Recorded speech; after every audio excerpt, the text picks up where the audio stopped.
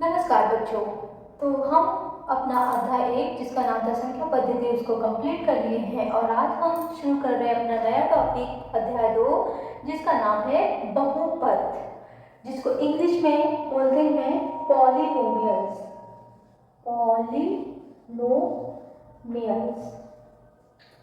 ठीक। तो ये टॉपिक पढ़ने से पहले हमें कुछ बेसिक चीजें जान लेनी चाहिए। उन चीज़ों के बारे में जब जान जाएंगे तब ये टॉपिक हमें बहुत अच्छे समझ में आएगा। अगर उनके बारे में कुछ नहीं पता होगा तो सारा चीज़ हमारे सर के ऊपर से जाएगा। तो चलिए ये पार्ट पढ़ने से पहले शुरू करते हैं कुछ बेसिक चीज़ें। सबसे पहले हम पढ़ेंगे चर के बारे में। चर क्या होते हैं? चर को इंग्लिश में बोलते हैं वेरिएबल। चर, वेरिएबल, ठीक। चर के अंदर दूसरा पढ़ेंगे अचर क्या होता है। अचर, जिसको बोलते हैं इंग्लिश में कांस्टेंट। तो देखिए चर, अचर, चर वो चीजें होती हैं जिनका मान विशेष परिस्थितियों में या फिर हर परिस्थिति में क्या होता है, बदलता रहता है, उसके मान में परिवर्तन होता रहता है। और अचर वो चीजें होती हैं जिसके मान में कोई परिवर्तन नहीं होता है। जैसे आपने गणित में भी कुछ प्रश्नों को हल किया होगा जिसमें आप कुछ मान लेते हैं। जैसे पूछा कि उसकी उम्र कितनी है, तो आपने बताया माना उसकी उम्र x है। कुछ सवालों को हल करने में आप कुछ मानते हैं कि नहीं मानते हैं, तो वही क्या होता है, चर होता है। चर में क्या क्या चीजें आएंगी, जैसे x हो गया, y, कुछ जितना y भी मानते हैं कि उसकी आय क्या थी, कुछ दे दिया कि व्यय इतना है बस इतना करता होता है, उसकी आय क्या है, तो आप मानेंगे उसकी आय क्या है, y है। x y z भी मानते हैं, x स्क्वायर भी होता है, ठीक। x square, y square, z square, x cube, y cube, z cube, मतलब कितनी भी पावर लगाते जा सकते हैं। ये सभी क्या होते हैं, हमारे चर होते हैं।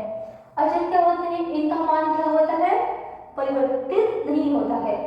यहाँ पे लिखना भूल गई, इनका मान क्या होता है, चर का मान, इनका मान परिवर्तित होता रहता है।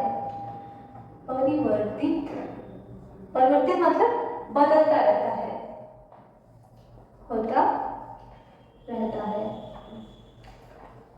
और इनका मान क्या होता है, परिवर्तित नहीं होता है। जैसे परिवर्तित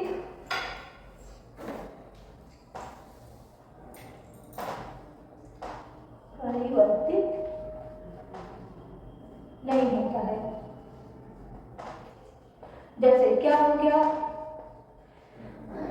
2 3 4, एक ले लेते हैं, 1 2 3 4 5 डॉट डॉट डॉट, जहां तक आपकी गिनतियां होती है वो सारी गिनतियां ले लीजिए। कोई भी गिनती 1/2, 3/4, 6/7, ठीक।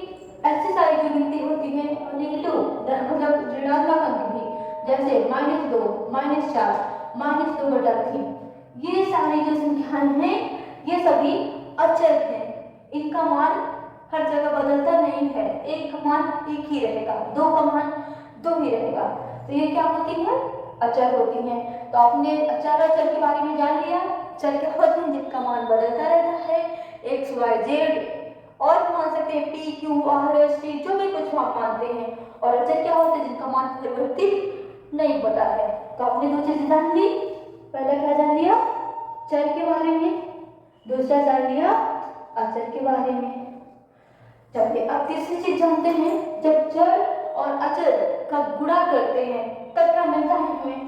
मान लो एक अचर लेते हैं, 2 ले लिया, एक चर ले लेते हैं इसमें से, मान लो x ले लिया, तो इन दोनों का जब गुणा करेंगे तो हमें क्या मिलेगा, 2 और x का गुणा 2x। एक मान लिया 4 ले लिया, चर में, अचर में मान लिया y ले लिया, तो इन दोनों का गुणा करेंगे तो क्या आएगा, 4y स्क्वायर। एक मान लेते 3/4, हमने अचर ले लिया, एक y ले लिया, केवल चर ले लिया, 3/4 और y का गुणा करेंगे तो कितना आएगा, 3/4 y। तो ये सभी क्या कहलाते हैं, जब चर और अचर का आपस में गुणा करते हैं तब उसे हम बोलते हैं बीजीय व्यंजक। क्या बोलते हैं, बीजीय व्यंजक, ये सभी क्या कहलाते हैं हमारे बीजीय व्यंजक कहलाते हैं। और फिर गुणा ही नहीं, इनको जोड़ना भी। मान लेते हैं 2x, अभी चलो एक लेते हैं 2 और x दोनों को आपस में जोड़ेंगे, क्या आएगा 2 + x। 2x में भी अगर मान लो कोई चर जोड़ लिया, 2x में मान लो 2 ही जोड़ लिया, 2x + 2 4y² + y। तो ये सभी भी क्या है, यही हमारे बीजीय व्यंजक कहलाते हैं। तो आपने 4 अचर और तीसरी चीज क्या सीख ली, क्या होते हैं, क्या चीज, बीजीय व्यंजक क्या होते हैं। 3 चीजों के बारे में समझ के, बीजीय व्यंजक चर वो चीजें होती हैं जिनका मान बदलता रहता है, एक्स वाई जेड कांस्टेंट। अचर वो होते हैं जिनका मान नहीं बदलता है। इन दोनों का आपस में गुणा कर दे, जोड़ दे, तो ये हमारे क्या प्राप्त होते हैं, बीजीय व्यंजक प्राप्त होते हैं। और ये जो है, इन्हीं को हम क्या बोलते हैं, इन्हीं को बहुपद भी बोलते हैं।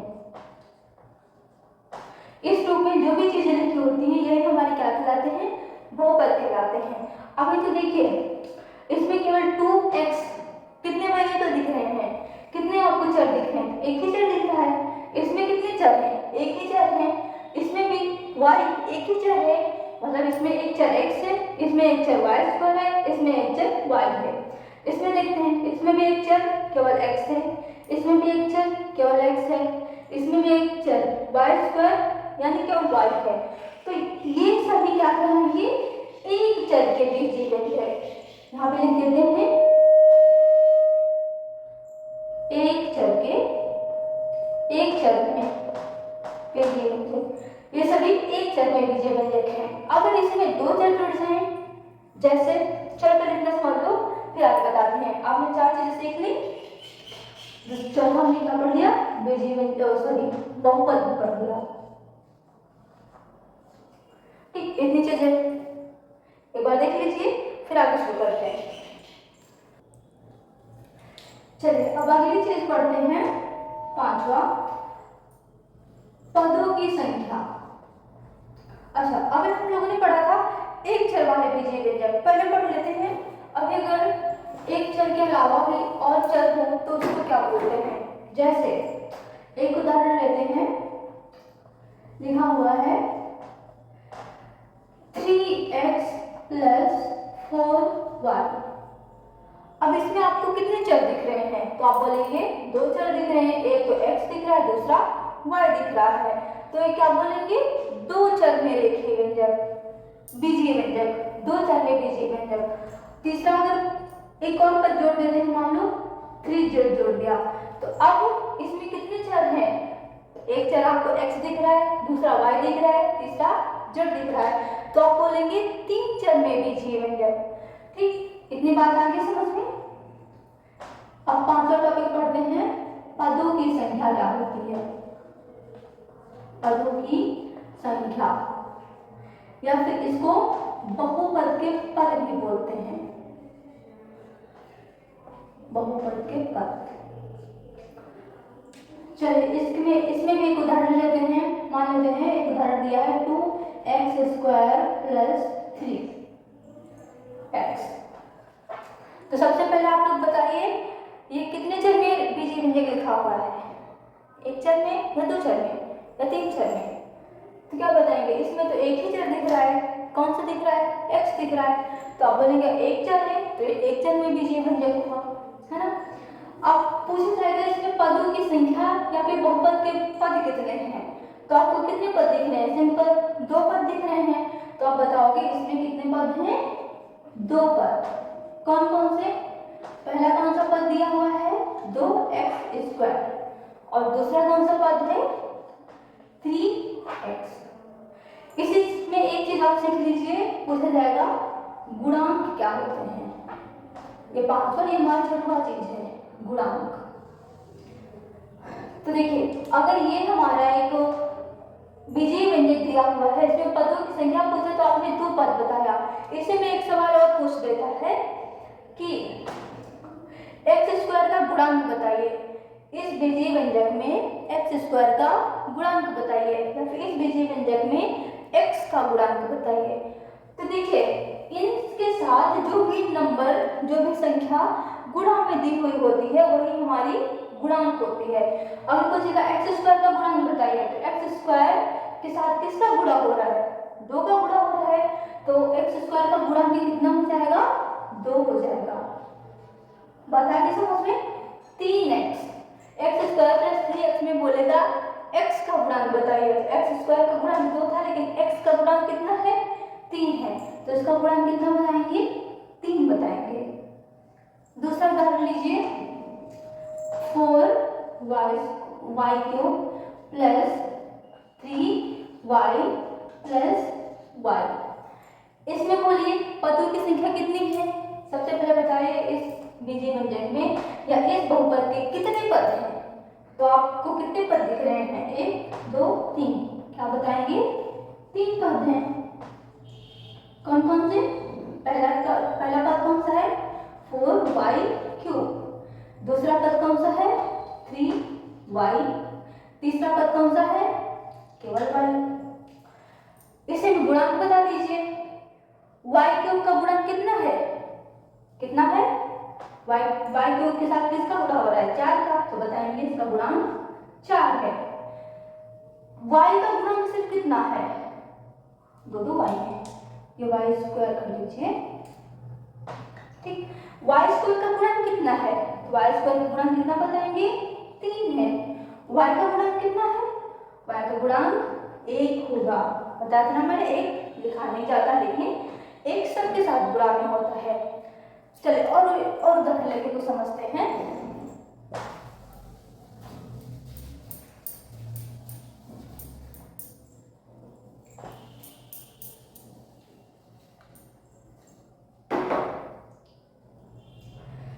अब उदाहरण लेते हैं, मान लो 3y cube minus 2y minus 2।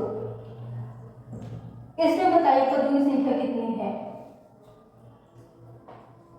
तो इसमें आपको कितने पद दिख रहे हैं, 1 2 3, इसमें भी कितने पद हैं, तो बोलेंगे आप लोग कि 3 पद हैं, 3 पद। पहला कौन सा है, 3y क्यूब, दूसरा कौन सा है, अभी तक तो प्लस प्लस में दे रहे हैं लेकिन देखेंगे यहाँ पे इसके आगे माइनस का साइन लगा हुआ है, तो दूसरा वाला जो पद है वो माइनस का 2y बताएंगे, और तीसरा पद कौन सा है, माइनस का 2। अब अगर गुणांक पूछ लिया कि इस बीजीय व्यंजक में y क्यूब का गुणांक बताइए, y क्यूब का गुणांक कितना होगा, 3 होगा। इस पद में y का गुणांक बताइए, तो y का गुणांक कितना है, -2 है। और यहाँ पर एक चीज और देखिए, हमने आपको बताया था पिछली कक्षाओं में कि अगर किसी भी चीज की पावर, कोई भी संख्या है उसकी पावर अगर, उसकी घातांक अगर 0 होती है तो उसका मान कितना होता है, हमेशा 1 होता है। तो यहाँ पर तो कुछ नहीं लिखा हुआ है, तो हम यहाँ ये मान सकते हैं y की पावर 0 है, क्योंकि अगर 0 लिखा हुआ है y की पावर 0, तो इसका मान कितना हो जाएगा, 1 हो जाएगा, और 2 में जब 1 का गुणा करेंगे तो 2 ही आएगा। तो सवाल आपके किताब में ये भी पूछ लेता है कि y की घातांक 0 का गुणांक बताइए, यहाँ में y की घातांक 0 का गुणांक भी कितना होगा, -2 होगा। एक और उदाहरण देखते हैं, 4z की power 4 plus 3z square plus -4, ठीक। इसमें कितने पद हैं, तो इसमें भी आप बताएंगे कितने पद हैं, 3 पद हैं।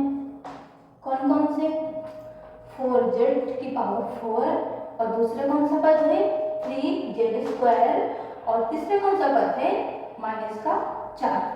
यहाँ पे लिख सकते हैं z की पावर 0, z की पावर 0 लिखेंगे तब भी कितना आएगा, मान तो 4 ही आएगा, लेकिन इसके आगे माइनस लगा इसलिए माइनस बोलना मत भूलिएगा, नहीं तो गड़बड़ हो जाएगी।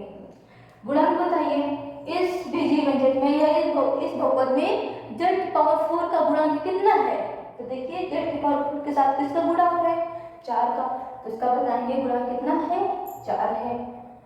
z स्क्वायर का गुणांक पूछेगा तो कितना बताएंगे, 3 बताएंगे।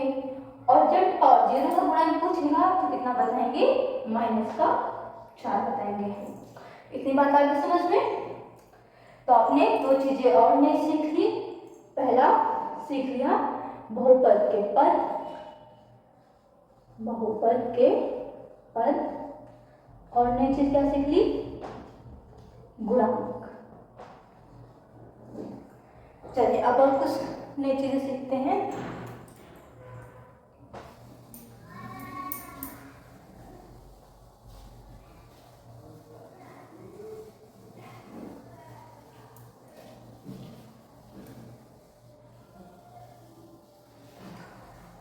आपने जो बहुपद के पद पढ़े उसमें देखे ना कितने पद होते हैं।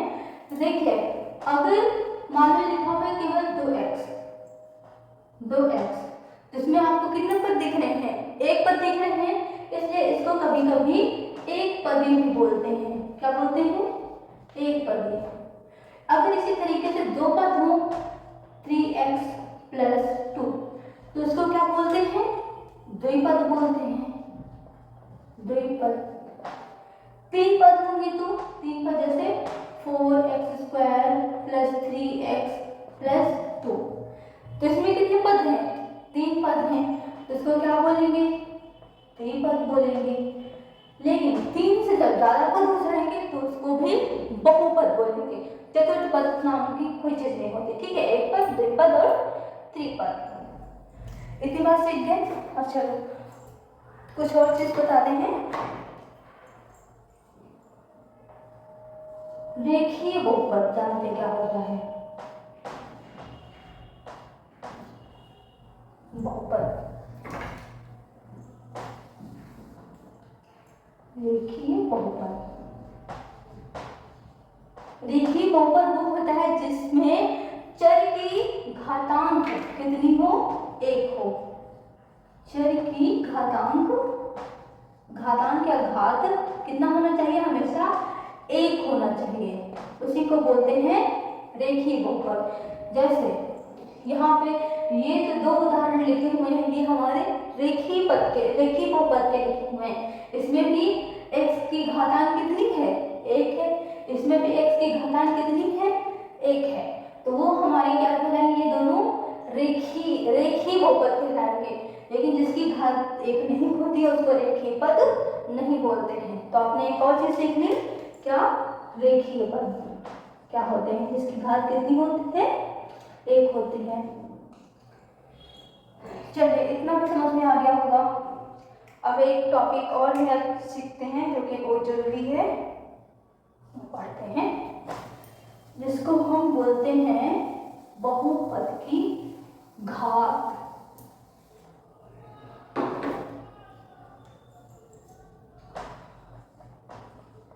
बहुपद की घात।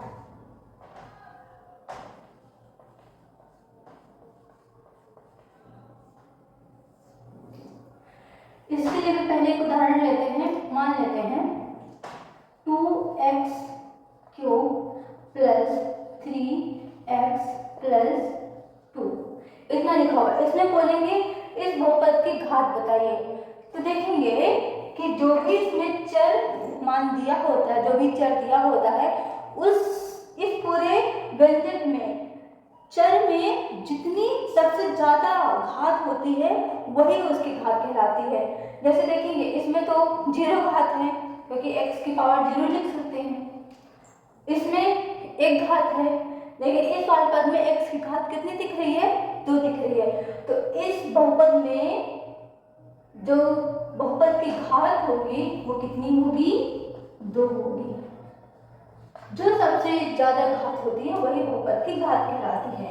दूसरा देखते हैं 4z की पावर 4 - 3z³ + 4z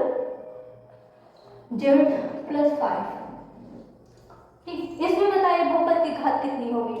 तो इसमें देखिए सबसे ज्यादा घात कौन सी दे रखी है, किस पद में सबसे ज्यादा घात है, तो बताएंगे z की पावर 4, सबसे ज्यादा घात तो यही है, ये 3 है, ये 1 है, ये 0 है। तो इस व्यंजक की जो घात हो जाएगी वो कितनी हो जाएगी, 4 हो जाएगी। एक उदाहरण और ले लेते हैं। 4y² plus 3y plus 5y/6। इसमें बताइए इस बीजीय व्यंजक में बहुपद की घात कितनी है। तो यहाँ पे देखेंगे y की घात कितनी है, 2 है, यहाँ पे 1 है, यहाँ पे 6 है। सबसे ज्यादा घात जो दिख रही है वही पूरे बहुपद की घात हो जाएगी। तो यहाँ पे सबसे ज्यादा घात कौन सी दिख रही है, आप बोलेंगे 6। तो इस बहुपद की घात कितनी हो जाएगी, 6 हो जाएगी। ये भी चीज समझ में आ गई। चलिए आठवां टॉपिक हमने पढ़ लिया बहुपद की घात। देखिए बहुपद की घात में अभी आप लोगों ने पढ़ा कि जो घातांक होते हैं वो एक कैसी संख्या होनी चाहिए, घातांक जो बहुपद की घात में घातांक लग रहे हैं वो सभी पूर्ण संख्या हैं। पूर्ण संख्या पढ़ी है ना आपने, जो कहाँ से शुरू होती हैं, 0, 1, 2, 3, 4 एंड डॉट डॉट डॉट अनंत तक। तो ये जितनी भी घातें लगती हैं चर पे वो सभी पूर्ण संख्या होनी चाहिए। इसके अलावा अगर कोई भी घात लगती है तो बहुपद नहीं कहलाएगा। जैसे एक लिखा है उदाहरण x की पावर -2, तो क्या यह बहुपद है, नहीं, क्योंकि इसकी जो घात है वो ऋणात्मक है, तो यह बहुपद नहीं होगा। ऐसे x की पावर 1/2, क्या ये भी एक पूर्ण संख्या है, नहीं, ये तो एक परिमेय संख्या है, इसको भी लिख सकते हैं √x, है ना। तो ये भी एक बहुपद नहीं है। बहुपद के लिए, बहुपद होने के लिए जो घातें होती हैं वो हमेशा एक पूर्ण संख्या होनी चाहिए, ठीक है। इतनी चीजें समझ गए। अब चलिए कुछ और देखते हैं। हमने आपको बताया था रैखिक पद, चलिए देखते फिर से। रैखिक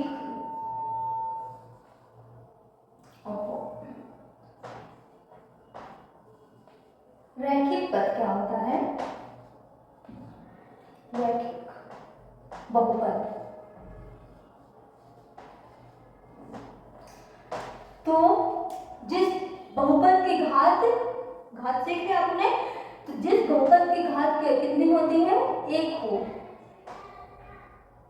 जिस बहुपद की घात 1 हो उसे क्या बोलते हैं, रैखिक बहुपद बोलते हैं। जैसे 2x + 3, ये क्या हुआ, यहाँ पे देख रहे हैं कि जो चर की जो घात है, इसकी जो अधिकतम घात है कितनी है, 1 है, तो ये क्या कहलाएगा, रैखिक बहुपद। अच्छा जिसकी घात 1 नहीं होती है, जैसे उदाहरण लिया मैंने 4x²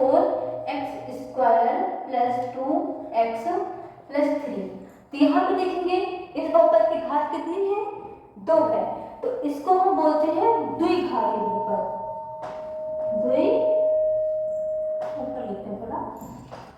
द्विघाती बहुपद।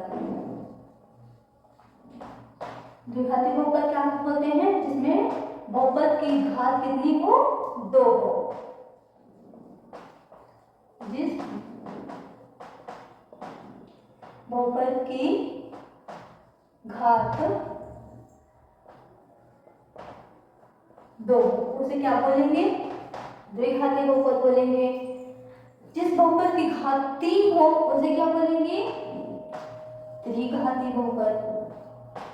त्रिघाती बहुपद, देखिए इसमें घाते आ रहे हैं, त्रिघाती, द्विघाती, यानी त्रि मतलब 3, द्वि मतलब 2, रैखिक मतलब 1 रेखा में। जिस बहुपद की घात कितनी हो, 3 हो, उसे क्या बोलेंगे, त्रिघाती बहुपद। जैसे 3x³ + 4x + 2, ये क्या हुआ है, त्रिघाती बहुपद हुआ। अच्छा इतनी सारी चीजें पढ़ ली, एक चीज और बची है, शून्य बहुपद किसको बोलते हैं। ये सारी चीजें आगे समझ में, चलो आगे देख लेते हैं। शून्य बहुपद। अंतिम चीज समझेंगे शून्य बहुपद क्या होता है, उसके बाद हम अपना उदाहरण करेंगे। शून्य बहुपद किसको बोलते हैं?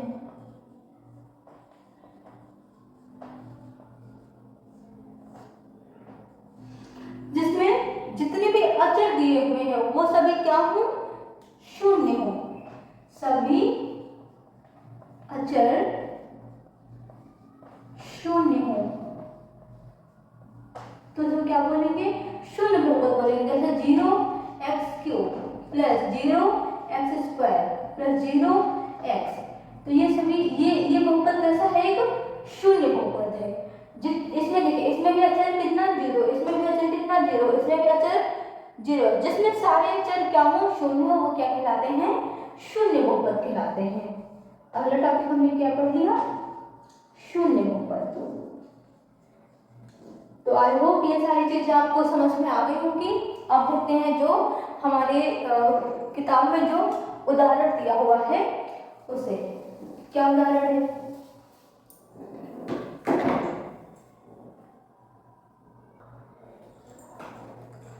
तो ये हमारा पहला उदाहरण, नीचे दिए गए प्रत्येक बहुपद की घात ज्ञात कीजिए। ठीक, बहुपद की घात ज्ञात करनी है, यानी जिस बहुपद में जो अधिकतम घात है वही हमारी बहुपद की घात हो जाएगी। तो इसमें देखिए x⁵ माइनस x⁴ प्लस 3, तो इसमें आपको किस पद में अधिकतम घात दिख रही है? तो बोलेंगे पहले पद में अधिकतम घात कितनी है? x⁵, हमें अधिकतम घात कितनी दिख रही है? 5। इसमें बहुपद की घात कितनी हो जाएगी? इस बहुपद की घात कितनी हो जाएगी? 5 होगी। इसमें देखिए सबसे ज्यादा घात किस पद की है? तो इसमें देखेंगे 0 घात है, माइनस y² 2 घात है, माइनस y³ 3 घात है, प्लस 2y⁴। तो इसमें अधिकतम घात आपको कितनी दिखी? बोलेंगे 8। तो इस बहुपद की घात कितनी हो जाएगी? 8 हो जाएगी। इसमें देखिए कोई घात नहीं है, यानी हम y की पावर कितनी? 0 बन सकते हैं, या फिर सिंपली लिख सकते हैं जब कोई घात नहीं है तो इस बहुपद की घात कितनी हो जाएगी? 0 हो जाएगी। ठीक, तो आज का वीडियो अपना यही समाप्त करते हैं। अगर आपको वीडियो पसंद आया हो, कुछ सीखने को मिला हो, तो प्लीज जरूर इसको लाइक कीजिए, अपने दोस्तों के साथ भी शेयर कीजिए और चैनल को जरूर सब्सक्राइब कीजिए। धन्यवाद।